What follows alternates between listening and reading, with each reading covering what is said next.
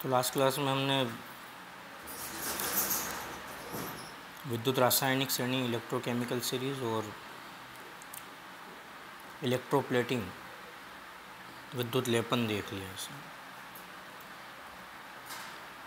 ये सब जो रिलेटेड चल रहा है, अभी जो टॉपिक रिलेटेड चल रहा है वो इलेक्ट्रोकेमिकल और इलेक्ट्रोलाइटिक सेल्स से रिलेटेड है। ये सब विद्युत रसायन इलेक्ट्रोकेमिस्ट्री का पार्ट होता है। उसी से रिलेटेड एक टॉपिक और हम डिस्कशन में ले रहे हैं आज, वो संचारण, कोरेजन। ये भी बहुत मोस्ट है एग्ज़ाम पॉइंट ऑफ व्यू से। लास्ट ईयर इससे एक रिलेटेड क्वेश्चन आया है, वो संचारण को प्रभावित करने वाले कारक हैं। बाकी बिफोर लास्ट ईयर तुम क्वेश्चन देखोगे तो संचारण और उसका विद्युत रासायनिक सिद्धांत एक लॉन्ग क्वेश्चन के फॉर्म में आया है, और हर साल एक क्वेश्चन संचारण से रिलेटेड आते ही है। 3 टॉपिक हैं, 3 में से कुछ ना कुछ पूछता ही है। या तो वो कोरिजन पूछता है, संचारण किसे कहते हैं, या वो पूछता है संचारण का विद्युत रासायनिक सिद्धांत, इलेक्ट्रोकेमिकल थ्योरी ऑफ कोरिजन, या फिर वो पूछता है संचारण को प्रभावित करने वाले कारक, फैक्टर एफेक्टिंग टू कोरिजन, या वो पूछता है संचारण के बचाव के उपाय, प्रिवेंशन टेक्निक ऑफ कोरिजन। इनमें से इन 4 में से कोई एक न एक टॉपिक एग्ज़ाम में आते ही है। तो कोरिजन या संचारण एक ऐसी प्रोसेस होती है जिसमें कोई मेटल या धातु एयर और ह्यूमिडिटी की प्रेजेंस में धीरे धीरे नष्ट हो जाती है। वायु और जल के प्रभाव से धातु का धीरे धीरे नष्ट होना संचारण कहलाता है। तो हम संचारण को व्यवहारिक रूप से हमारे आसपास लोहे पर जंग के लगने के रूप में देखते हैं, पर केवल लोहे का ही संचारण नहीं होता है। प्रत्येक धातु जो धात्विक अवस्था में उपस्थित है, सभी मेटल्स,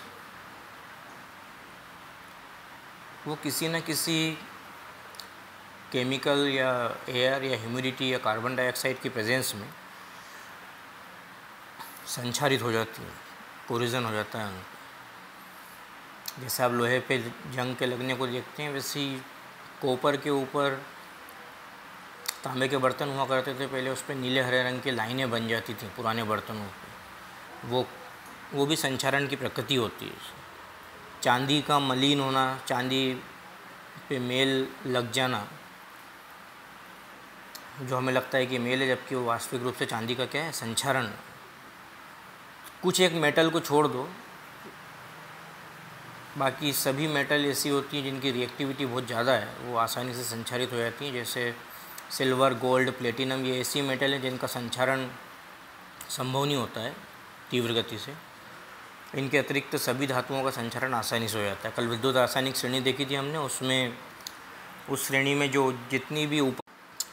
जितनी भी ऊपर वाली मेटल होती है उनका संचारण आसानी से हो जाता है। जो हाइड्रोजन के नीचे स्थित मेटल हैं उस श्रेणी में, उनका संचारण थोड़ा सा टफ होता है।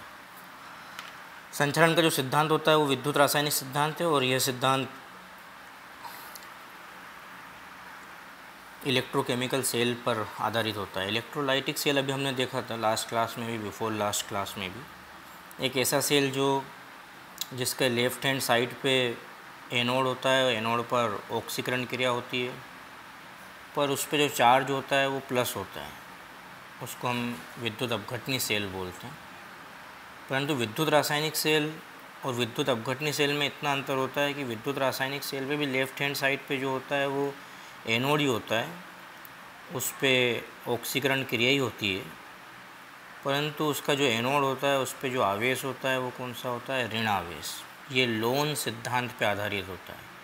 जैसे ये लूप पे आधारित है, वैसे ही ये किस पे आधारित होता है, लोन पे। तो ये अंतर आपको दिखाई देगा कि कभी किसी सेल का एनोड ऋण आवेशित नेगेटिव होता है, कभी किसी सेल का एनोड पॉजिटिव होता है।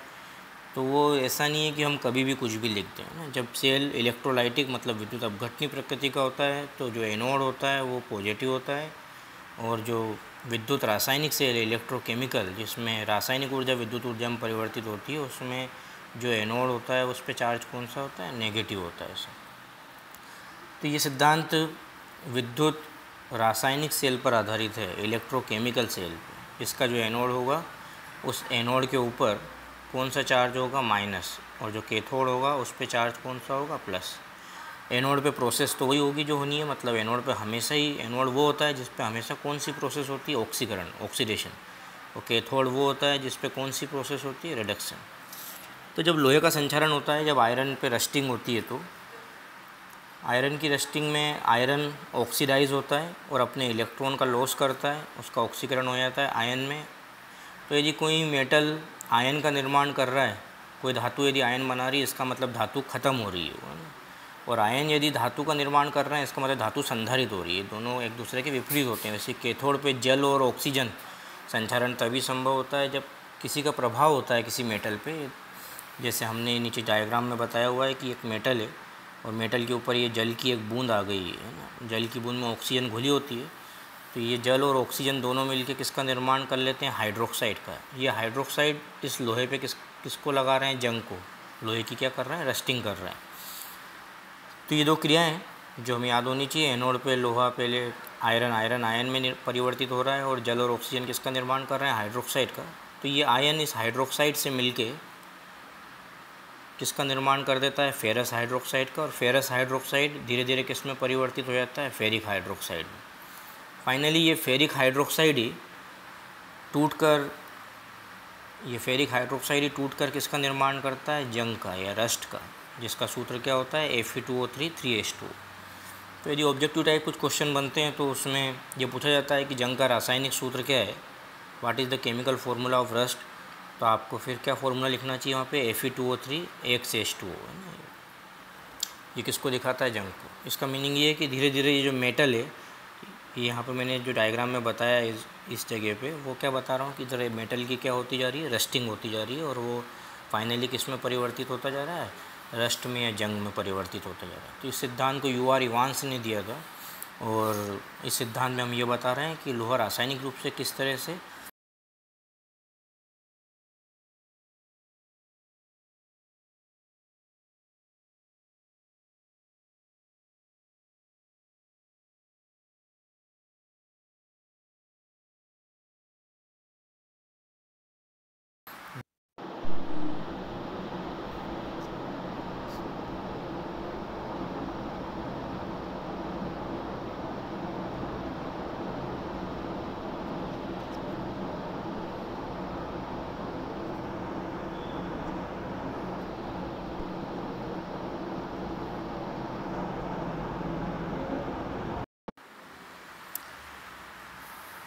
तो संचारण होने के पश्चात धातु नष्ट होती है, और ये एक बहुत बड़ा आर्थिक नुकसान होता है किसी भी कंट्री को, क्योंकि धातु का निर्माण इतना आसान नहीं होता है। धातु को बनाने के लिए उनके धात्विक अयस्कों की ज़रूरत पड़ती है। मेटेलिक ओवर से हम मेटल बनाते हैं, और यदि मेटल का कोरिजन होता है, धातुओं का संचारण होता है, तो किसी भी देश के आर्थिक संपदा का नुकसान हो रहा है। तो हम ये कोशिश करते हैं कि किन कारणों से धातु का नुकसान पहुंच रहा है। तो ऐसे फैक्टर हम डिस्कशन में लेते हैं, जो पिछले साल का क्वेश्चन है, जिसकी वजह से मेटल का कोरिजन पॉसिबल होता है। तो मेटल का कोरिजन मेनली डिपेंड करता है नेचर के ऊपर कि मेटल कैसा है ना। यदि मेटल विद्युत रासायनिक श्रेणी में ऊपर की ओर स्थित है, तो इसका मीनिंग ये है कि मेटल की प्रकृति आसानी से संचारित होने की होगी। तो इसमें तो मेटल कुछ नहीं कर सकता, जिसकी क्रियाशीलता ज़्यादा है वो आसानी से संचारित हो जाता है। जिस मेटल की रिएक्टिविटी ज़्यादा होती है उसका कोरिजन बहुत इजीली हो जाता है। दूसरी चीज़ कि धातु के अंदर अशुद्धियाँ कितनी मात्रा में, जितनी अशुद्ध धातु का हम प्रयोग करते हैं उसका कोरिजन उतना ही आसान होता है। जैसे स्टील पे संचारण इतना आसान नहीं होता, वो लोहे का एक प्रारूप है जो शुद्ध अवस्था को बताता है लोहे की। बाकी सामान्य रोट और कास्ट आयरन आसानी से क्या हो जाते हैं, संचारित हो जाते हैं, क्योंकि वो अशुद्ध रूप होते हैं लोहे के। तो आप यदि धातु को शुद्ध अवस्था में, मेटल को प्योर अवस्था में यूज़ में लेते हो तो उसका संचारण संभव नहीं होता है। थर्ड वन जो लिखा है हमने, नेचर ऑफ एटमॉस्फेयर, वायुमंडलीय प्रकृति लिखी है कि यदि वायु में जल और कार्बन डाइऑक्साइड की सांद्रता ज़्यादा होती है तो धातुओं का संचारण आसानी से हो जाता है। फोर्थ लिखा है हमने, स्टेट और शेप ऑफ मेटल, धातु का कैसी प्रकृति है। यदि धातु खुरदुरी होती है तो उस पर संचरण होने के चांस ज़्यादा होते हैं, और यदि धातु स्मूथ या चिकनी होती है तो उस पर संचरण होने की संभावनाएं कम होती हैं। और लास्ट वन, जल में कार्बन डाइऑक्साइड की मात्रा है, presence of carbon dioxide in water. Carbon dioxide की मात्रा जल में जितनी अधिक होगी धातु उतनी आसानी से संचारित हो जाती है। तो ये 5 फैक्टर जिसको हमें डिस्कशन में लेना है, और ये हमें एग्ज़ाम में अच्छा नंबर दे देगा यदि इससे रिलेटेड कोई क्वेश्चन आता है। तो ये 5 पॉइंट, और 5 पॉइंट से रिलेटेड हम केमिस्ट्री को डिफ़ाइन कर देते हैं उसे। ऐसे हमने प्रिवेंशन टेक्निक लिखी हुई है, कैसे संचरण से बचाव किए जाते हैं। तो बहुत से लोग जानते हैं कि संचरण से हम कैसे बचाव करते हैं। हमारी डेली लाइफ में हम संचरण से बचाव करते हैं कि जितनी भी मेटल आयरन से रिलेटेड चीज़ें होती हैं उस पर हम रेड ऑक्साइड पोतते हैं, उसके ऊपर पेंट की कोटिंग करते हैं। ये संचरण से बचाने के लिए कर रहे हैं, हम उसको हम अट्रैक्टिव बनाने के लिए नहीं करते।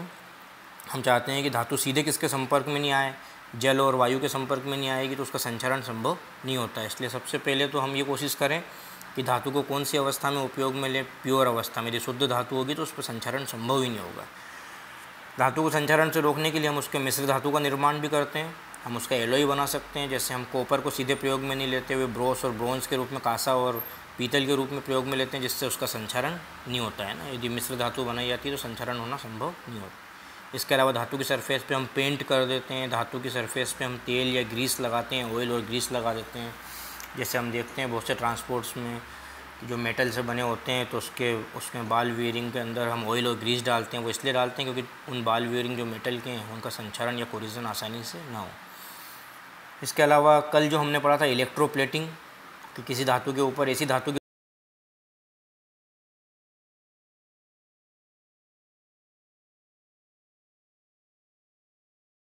ऊपर से, और यदि हम किसी भी अन्य धातु के ऊपर जिसका संचरण तीव्र गति से होता है उस पर यदि हम कम क्रियाशील धातु की परत चढ़ाते हैं तो उसका संचरण रुक जाता है। ये इलेक्ट्रोप्लेटिंग प्रोसेस के थ्रू है। पर कल ही मैंने एक टॉपिक डिस्कशन में लिया था सैक्रिफिशियल प्रोटेक्शन, आत्मघाती रक्षण। हम बहुत बार पढ़ते हैं एक टॉपिक गैल्वेनाइजेशन, जिसमें हम आयरन के ऊपर किसकी परत चढ़ाते हैं, जिंक की। जबकि विद्युत रासायनिक श्रेणी में तुम देखोगे तो जिंक ऊपर है और आयरन नीचे, जबकि हमेशा विद्युत लेपन ऊपर वाले मेटल पे नीचे वाले मेटल का किया जाता है। फिर हम क्यों ऐसा करते हैं कि आयरन के ऊपर जिंक की पॉलिश कर देते हैं? तो ये एक दूसरी प्रोसेस है ना, ये इलेक्ट्रोप्लेटिंग प्रोसेस ना होते हुए उसके अपोजिट प्रोसेस है कि यदि हमें लोहे को बचाना है तो उसके ऊपर हम जिंक को लगा रहे हैं। जिंक को लगाने से होता है कि जिंक का संचारण तीव्र गति से होता है और लोहा संचारित होने से बच जाता है। जैसे शिप होते हैं, जहाज़ होते हैं, वो पानी में ही रखे होते हैं। तो पानी में यदि कोई जहाज़ रखा है और धातु का बना हुआ है तो ऐसी कंडीशन में तो उस जहाज़ पे तो संचरण होना है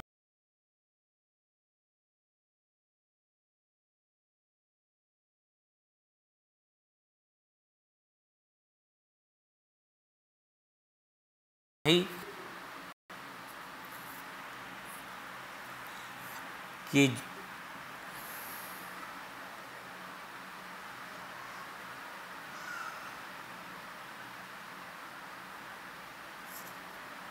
ऐसी स्थिति हम ये करते हैं कि लोहे के ऊपर एक ऐसी मेटल की परत चढ़ा दें जो कि उससे अधिक क्रियाशील है। जैसे लोहे से ज़्यादा क्रियाशील जो होता है वो कौन होता है, जिंक होता है। तो जिंक का आसानी से संचरण हो जाता है, और जिंक की कम मात्रा को जब हम लोहे की सतह के ऊपर प्लेटेड कर देते हैं, उस पर आवरण चढ़ा देते हैं, तो पहले किसका संचरण हो जाता है, जिंक का, जिससे संचारित होने से कौन बच जाता है, लोहा, आयरन बच जाता है। तो ये प्रोसेस जो होती है ये इलेक्ट्रोप्लेटिंग में काउंट नहीं होती। इस प्रोसेस को हम किससे शो करते हैं, गैल्वेनाइजेशन से या गैल्वेनीकरण से। और ये किस विधि में आता है, आत्मघाती रक्षण में। जबकि 5वें पॉइंट में जो लिखा है मैंने, coating of non choroid metal, मतलब किसी धातु की सतह पर किसी अन्य धातु की परत को चढ़ाना, ये 5वां पॉइंट किसको बता रहा है, विद्युत लेपन को। ये इलेक्ट्रोप्लेटिंग बता रहा है। और ये जो 6ठा पॉइंट